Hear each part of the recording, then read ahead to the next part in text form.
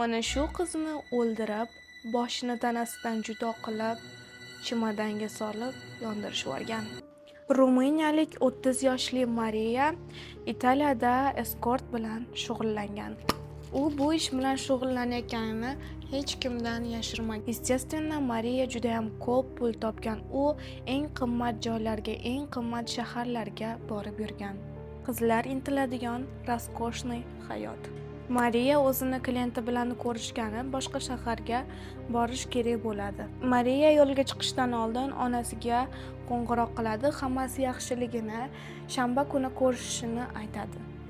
Va bu oxirgi qo'ng'iroq bo'ladi. Endi kelinglar, u ko'rishgani ketgan klienti haqida gaplashamiz. U bola ham ruminiyalik bo'ladi. 32 yoshli xotini va 2 ta bolasi bor kishi bo'ladi. Ular tanishuvlar saytida tanishgan bo'ladi. Ular ko'rishadigan kun bola Mariyani mehmonxonasiga keladi. Mehmonxonani kamerasida u bola tushib qolgan bo'ladi. Mehmonxonaga kirayotganda kichkina sumkada, mehmonxonadan chiqayotganda katta seri chemadanda chiqqan bo'ladi. U естественно Mariyaniki bo'ladi. O'sha kundan keyin Mariya umuman aloqaga chiqmaydi va ota-onasi politsiyaga xabar berishadi. Va politsiya 3 haftadan keyin o'rmonning ichidagi fermerlik uyidan chemodanni ichida Mariyani tanasini topishadi. Eng qizig'i, chemodanning ichida faqat tanasi bo'ladi. Boshqa qismi esa umuman yo'q bo'ladi. Kameralardan qotilni ushlashganda qotil tan oladi va nima uchun o'ldirganini aytadi.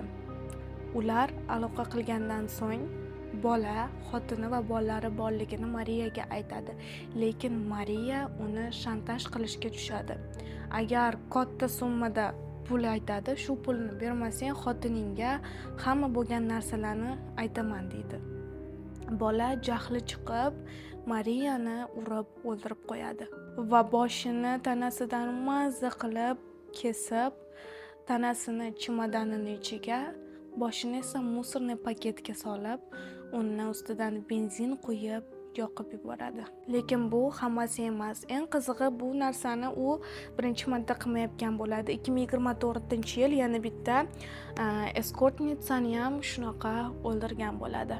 Uni albatta qamashadi va qamoqda uni ustiga issiq yog' quyib yuboradi. Birinchi jертвani dvoyurodniy akasi. Qizlar eskort faqat kinolarda va videolarda shunaqa chiroyli, raskoshniy bo'lishi mumkin, lekin aslida unaqa emas. Bunaqa voqealar juda ham ko'p. Statistikani qarasanglar, juda ham ko'p qizlar shunaqa vafot etgan bo'lishadi. Eskort uslugalari bilan kimlar foydalanishini juda ham yaxshi bilamiz. Juda ham bogatay dadkalar bo'ladi. Ularni ishoninglar, ularni juda ham ko'p tanishlari bo'ladi. Sizni yaxtaga olib kirib xohlagan ishini qilib o'ldirib ketsa ham, ularning svyazlari hamma yo'lga yetadi. Bunaqa oson pullar sizni hayotingizga teng keladi deb o'ylamayman. Video haqida o'z fikringizni kommentariyaga yozib qo'yinglar. Yana shunaqa video chiqishini xohlasanglar, kommentariyaga plyus qo'yish esingizdan chiqmasin. Hammaga xayr, o'zingizlarni ehtiyot qilinglar.